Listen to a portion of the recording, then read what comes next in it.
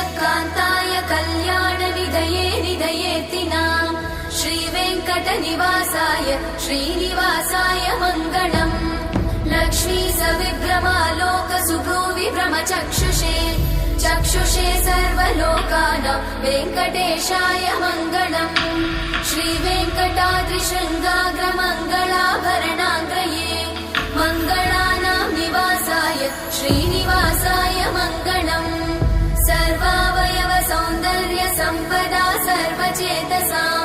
सदा सम्मोहनायास्तु वेङ्कटेशाय मङ्गलम् नित्याय निरवध्याय सत्यानन्दचिदात्मने सर्वान्तरात्मने श्रीमद् वेङ्कटेशाय मङ्गलम् स्वतः सर्वविदे सर्वशक्तये सर्वशेषिणे सुलभाय सुशीलाय वेङ्कटेशाय मङ्गलम्।